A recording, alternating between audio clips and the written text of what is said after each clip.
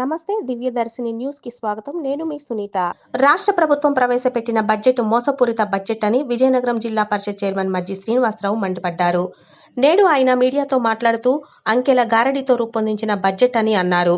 ప్రణాళికలు, ఆలోచనల సమ్మిళితంగా ఉండాల్సిన రాష్ట్ర బడ్జెట్ గాడి తప్పిన అంకెల సమాహారంగా మిగిలిపోయిందని ఆయన ఆరోపించారు. అంకెల్లో ఆడంబరం తప్ప రాష్ట్ర ప్రజానీకానికి ఒరిగిందేమీ లేదని ఆయన ఆక్షేపించారు. ముఖ్యంగా ఉత్తరాంధ్ర జిల్లాలకు తీరని అన్యాయం జరిగిందని ఆవేదన వ్యక్తం చేశారు.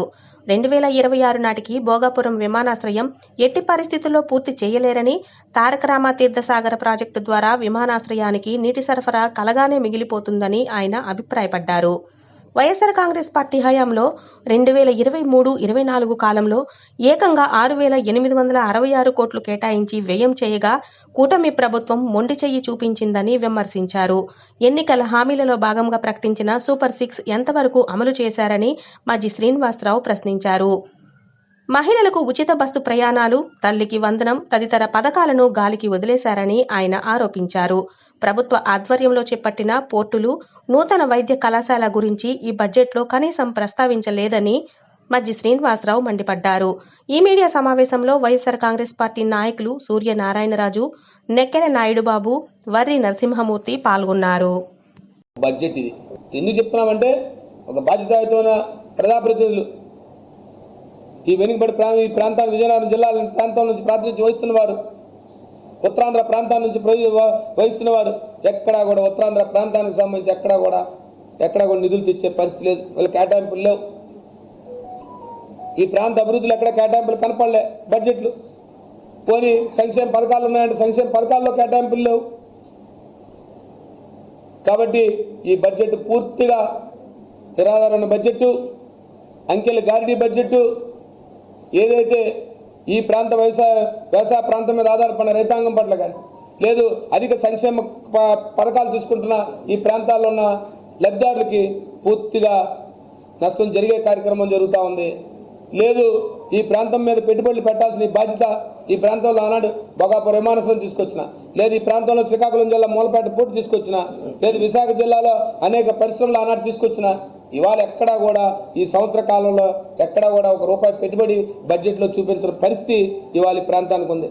ఈ మాటలు చూస్తే మెట్రో రైలు అంటారు, లేదు విశాఖపట్నం వస్తే మెట్రో రైలు తెచ్చేస్తామంటారు, లేదు ఇంకేదో కార్యక్రమం చేస్తామంటారు.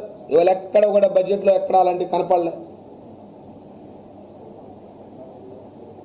ఉత్తరాంధ్ర ప్రాంతాల అభివృద్ధి చూస్తూ ఉంటే ఇవాళ ఇంక ఎడ్యుకేషన్ కోసం బైఫికేషన్ కనపడలే మాకు. ఇంకా ఎడ్యుకేషన్లో తీసుకుంటే ఇంక ఏ రకమైన కేటాయింపులు ఉన్నాయో మరి కొద్ది రోజుల్లో కూడా పూర్తి స్థాయి తీసుకున్న తర్వాత, ఎందుకంటే ఈ ప్రాంతం ట్రైబల్ యూనివర్సిటీ పూర్తి చేయాలని చెప్పాం, ఈ ప్రాంతంలో గిరిజన యూనివర్సిటీ కంప్లీట్ చేయాలి, ఈ ప్రాంతంలో విజయనగరం ప్రాంతంలో ఉండిపోయింది, లేదంటే ఉత్తరాంధ్ర ప్రాంతంలో తీసుకుంటే ఐఏఎం కంప్లీట్ అవ్వాలి, యూనివర్సిటీ ఆఫ్ మేనేజ్మెంట్ ఉంది అది కంప్లీట్ చేయాలి.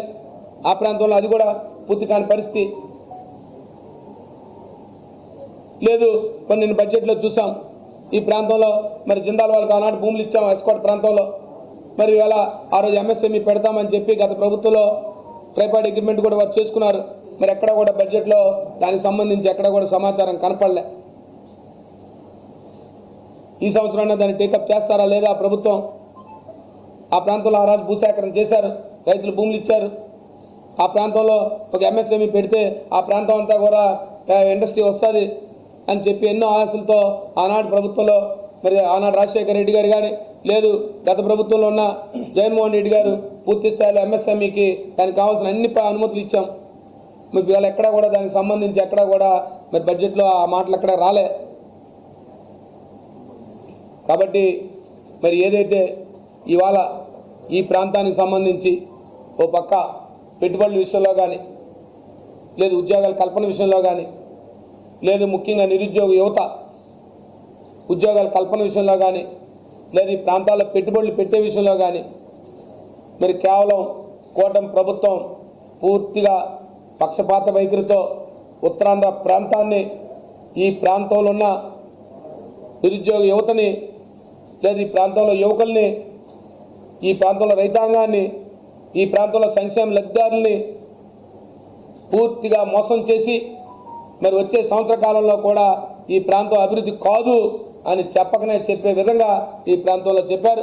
ఈ ప్రాంతంలో సాగునీటి రంగంలో సంబంధించి ఒక్క ప్రాజెక్టు కూడా పూర్తి చేస్తామని చెప్పి ఎక్కడా కూడా చెప్పకుండా కేవలం అరకొర బడ్జెట్ నిధులతో కేవలం తూతు మంత్రంగా ఇవాళ బడ్జెట్లో కేటాయింపులు చూస్తూ ఉంటే ఈ ప్రాంతం మీద ఏదైతే ఉత్తరాంధ్ర ప్రాంతం అత్యధికంగా ప్రజాదరణతో మిమ్మల్ని కూటమి ప్రభుత్వానికి మంచి ప్రజాదరణ చూపించి ప్రభుత్వంలో తీసుకొచ్చిన ప్రాంతం కీలక పాత్ర వహించిన ఈ ప్రాంతంలో మీరు పూర్తిగా ఈ ప్రాంతాన్ని నిర్లక్ష్య వైఖరితో ఈ ప్రాంత ప్రజాప్రతినిధుల తాలూకా అలసత్వంతో వారు ఎక్కడ నోరు మెదపలేక మాట్లాడలేని పరిస్థితిలో ఇవాళ ప్రజాప్రతినిధులు ఉండి ఇవాళ ఈ ప్రాంతానికి మోసం చేశారు. ఈ ప్రాంతం అభివృద్ధిలో పూర్తిగా నిర్లక్ష్యం వహించారని చెప్పి మరొకసారి మీ అందరికీ తెలియజేస్తూ ఇవాళ ఏదైతే ఈ రాష్ట్ర ప్రభుత్వం ప్రవేశపెట్టిన బడ్జెట్ పూర్తి స్థాయిలో ఇది నిరాధారమైన బడ్జెట్, అంకెల గారిడి, మోసపూరితమైన బడ్జెట్ అని చెప్పి మీ ద్వారా తెలియజేస్తా ఉన్నాను.